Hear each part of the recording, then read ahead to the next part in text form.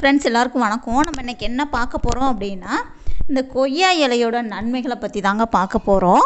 இப்போல்லாம் பார்த்தீங்க அப்படின்னா மழைக்காலம் பனிக்காலம் ஆயிடுச்சு. இப்போ இந்த பனிக்காலத்துலலாம் வரக்கூடிய நோய் என்ன அப்படின்னா, அது நிச்சயமாக சளி இருமல் தாங்க. நான் மழையில் நனையவே இல்லை, ஆனாலும் எனக்கு சளி பிடிக்கி அப்படின்ற மாதிரி நிறைய பேர் நினைப்பேங்க. அதுக்கு காரணம் என்ன அப்படின்னா, உடலில் உங்களுக்கு இம்யூனிட்டி பவர் ரொம்பவே குறைவாக இருக்குன்னு தாங்க அர்த்தம். உங்கள் உடலில் நோய் எதிர்ப்பு சக்தி குறையும் போது வெளிப்புறத்தில் வைரஸ் உங்கள் உடலை எளிதில் தாக்க ஆரம்பிக்கும். அதனால் தான் உங்களுக்கு சளி, இருமல், ஜலதோஷம் இந்த மாதிரி பிரச்சனைகள் வர ஆரம்பிக்கும். இப்போ அந்த மழை மற்றும் பனிக்காலத்தில் ரொம்ப எளிதில் நமக்கு சளி பிடிக்க ஆரம்பிச்சிடும். வயசு வித்தியாசமே இல்லாமல் சின்னவங்கலேருந்து பெரியவங்க வரைக்கும் எல்லாருக்குமே வரக்கூடியதான் அந்த சளி, இருமல்லாம். நம்ம ரொம்பவே ஆரோக்கியமாக இருக்கோம், நமக்கு சளி, இருமல் வராது அப்படின்னு நினைக்கிறவங்களுக்கு கூட சளி எளிதில் பிடிக்கிற காலம் தான் இந்த மழையும் பனிக்காலத்துலேயும். ஸோ அதை போக்கத்தான் நம்ம ஒரு அருமையான வீடியோ பார்க்க போகிறோம். உங்களுக்கு சளி, இருமல் இருக்குது அப்படின்னா உடனே இந்த கஷாயத்தை ரெடி பண்ணி நீங்கள் குடிச்சு பாருங்கள். உங்களுக்கு நல்ல ஒரு நிவாரணம் கிடைக்குங்க. உங்கள் நெஞ்சில் சேர்ந்துள்ள அந்த கட்டியான சளி எல்லாமே இலகி வெளியேறிடும். அதனால் உண்டாக இந்த சளி இருந்துச்சுனால இருமல் இருக்கும் இல்லையா, அந்த இருமலையும் உடனே சரியாக்கும். அது மட்டும் இல்லைங்க, மூக்கு ஒழுகுதல், ஜலதோஷம், கண் எரிச்சல், தும்மல், தொண்டை எரிச்சல் இந்த மாதிரி அனைத்து விதமான மழை மற்றும் பனிக்கால நோய்களை தீர்க்கக்கூடிய இந்த ரெமடியை நீங்கள் ஒரு முறை ட்ரை பண்ணி பாருங்கள். நல்ல ஒரு நிவாரணம் கொடுக்கக்கூடியதுங்க. இப்போ அதை ரெடி பண்ணுறது எப்படி, அதுக்கு தேவையான பொருள் என்னன்னு பார்ப்போம். அதான் நம்ம ஏற்கனவே பார்த்தது கொய்யா இலைங்க. இது கொய்யா இலை, அப்புறம் லவங்கப்பட்டை, மிளகுங்க.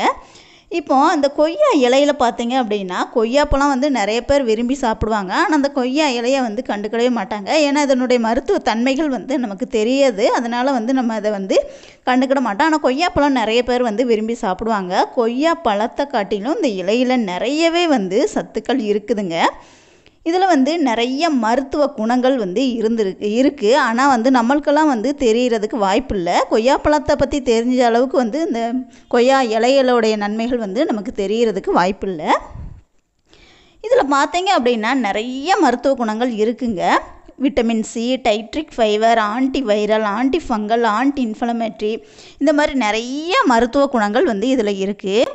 ஸோ கொய்யா இலையை நம்ம உடலுக்குள்ளே எடுத்துக்கிறதுனால நம்மளுக்கு நோய் எதிர்ப்பு சக்தி அதிகமாக கிடைக்குங்க. ஒரே ஒரு கொய்யா இலை எடுத்தால் கூட போதும், ஒரு இலை எடுத்துட்டா கூட போதும். அந்த ஒரு இலையிலே நிறைய மருத்துவ குணங்கள் இருக்குதுங்க. இந்த இலையை எடுத்து நல்லா அலசிக்கோங்க. இந்த இலையில் பார்த்தீங்க அப்படின்னா சுவாச சம்பந்தமான எந்த பிரச்சனையுமே வரவிடாத அளவுக்கு மருத்துவ குணங்கள் இருக்குதுங்க. இதை தண்ணியில் நல்லா கழுவிட்டு எடுத்துக்கோங்க. சின்ன சின்னதாக கட் பண்ணி எடுத்துக்கோங்க, சிறு சிறுசாக கட் பண்ணிக்கோங்க. அடுத்தது பார்த்தீங்க அப்படின்னா லவங்கப்பட்டைங்க. நம்ம பிரியாணி, அசைவ சாப்பாடெல்லாம் செய்யும்போது நறுமணத்துக்காக போடுறது தான் இந்த லவங்கப்பட்டை. இதுலேயும் பார்த்தீங்க அப்படின்னா bacterial, anti viral, anti fungal இந்த மாதிரி ஆன்டி இன்ஃப்ளமேட்டரி ப்ராப்பர்ட்டி இந்த மாதிரி நிறைய குணநலங்கள் இருக்குது, மருத்துவ குணநலங்கள். இது உங்களுக்கு வரக்கூடிய அனைத்து விதமான கப நோய்களையும் குணமாக்கி கொடுக்குங்க. உங்களுடைய நுரையீரலில் உண்டான அசுத்தங்களை வெளியேற்றும், நுரையீரலில் உண்டான வீக்கத்தை குறைக்கும், அதில் படிஞ்சுள்ள சளியை உடனடியாக வெளியேற்றும், தொண்டை புண் உடனடியாக குணமாகக்கூடிய தன்மை உடையது இந்த லவங்கப்பட்டைங்க. தலைவலியை தணிக்கக்கூடியது, ஜலதோஷத்திற்கு உடனடியாக முற்றுப்புள்ளி வைக்கக்கூடியது, அதே மாதிரி மூக்கு ஒழுகுதல், தும்மல் போன்ற பிரச்சனைகளை குணப்படுத்தக்கூடியது இந்த லவங்கப்பட்டை. அதனால் தாராளமாக இதை எடுத்துக்கலாம். 1 இன்ச் அளவு எடுத்துக்கோங்க போதும். அடுத்தது பார்த்திங்கன்னா மிளகு ஒரு 5 மிளகு எடுத்துக்கிட்டால் கூட போதும், அதிகமாக தேவை வேண்டாம். ஒரு 5 மிளகு எடுத்துக்கிட்டால் போதும்.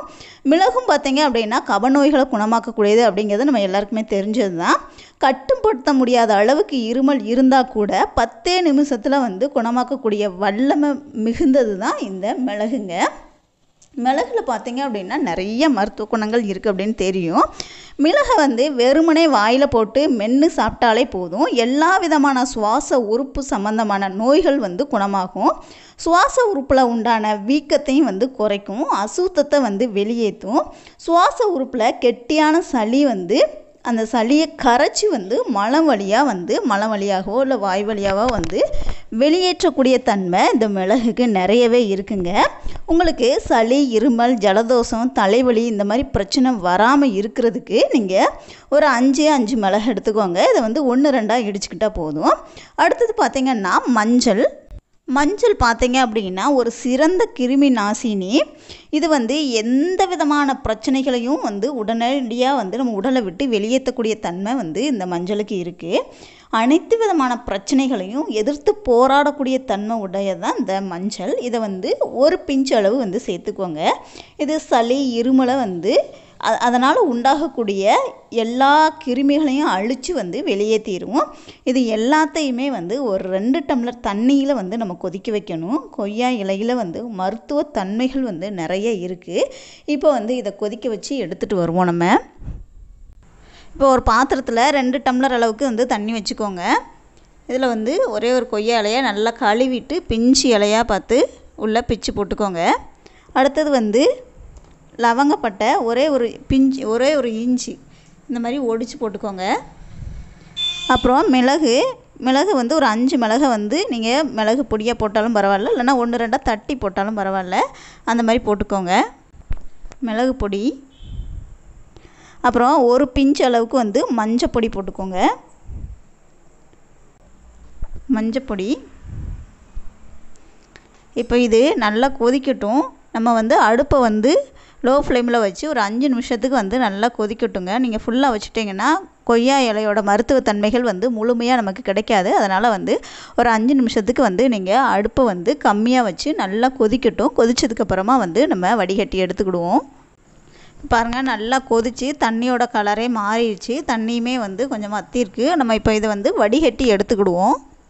இப்போ பாருங்கள், வடிகட்டி எடுத்தாச்சு. நீங்கள் உங்களுக்கு டேஸ்ட்டுக்கு வேணும், இதை அப்படியே குடிக்கலாம். உங்களுக்கு ஒரு வேளை டேஸ்ட் வேணும் அப்படின்னா நீங்கள் தேனோ இல்லைனா கற்கண்டோ நாட்டு சர்க்கரையோ கலந்துக்கலாம்.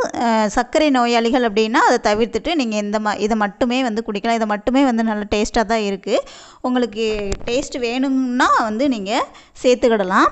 இதை வந்து எப்போ குடிக்கணும் அப்படின்னா எப்போ வேணாலும் குடிக்கலாங்க. காலையில் எழுந்ததும் வெறும் வயிற்றில் குடிக்கலாம். அப்படி இல்லை அப்படின்னா ஈவினிங் டைம் டீ இல்லைனா காஃபி குடிப்பீங்களே அந்த மாதிரி குடிக்கலாம். இல்லைனா நைட்டு தூங்க போகிறதுக்கு முன்னாடி, நைட்டு சாப்பாடு முடிச்சுட்டு தூங்க போகிறதுக்கு முன்னாடி கூட குடிக்கலாம். எப்போனாலும் எடுத்துக்கிடலாம்.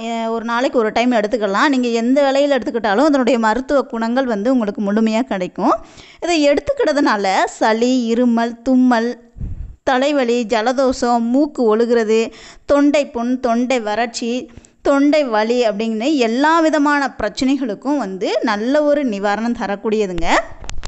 அதே மாதிரி நம்ம சுவாச உறுப்பில் சளி தேங்க ஆரம்பிச்சிருச்சு அப்படின்னா வைரஸ் வந்து உள்ளே போயிருச்சு அப்படின்னாலே வந்து நமக்கு பல பிரச்சனைகள் வரும். அதெல்லாம் வந்து வெளியேற்றக்கூடிய தன்மை இந்த கஷாயத்துக்கு இருக்குதுங்க. நமக்கு நிச்சயமாக வந்து இந்த மாதிரி பிரச்சனை இருந்துச்சுன்னா இருமல், தும்மல் வரும். இருமல், தும்மல் இருந்துச்சுனாலே மூக்கடைப்பு, தொண்டை வலி இதெல்லாம் வரும். இது எல்லாத்தையுமே வந்து குணமாக்குறதுக்கு இந்த ஒரு ரெமடியை வந்து நீங்கள் குடித்தாலே போதுங்க. நல்ல நிவாரணம், அது நிரந்தரமாக நிவாரணம் தரக்கூடியதுக்கு இந்த கஷாயத்தை வந்து நீங்கள் ஒரு டைம் வந்து ட்ரை பண்ணி பாருங்கள். வீடியோ பிடிச்சிருந்துச்சுன்னா லைக் பண்ணுங்கள், ஷேர் பண்ணுங்கள், கமெண்ட் பண்ணுங்கள். மறக்காமல் சேனலை சப்ஸ்கிரைப் பண்ணிக்கோங்க. கூடவே பெல் சிம்லையும் கிளிக் பண்ணிக்கோங்க. தேங்க்யூ.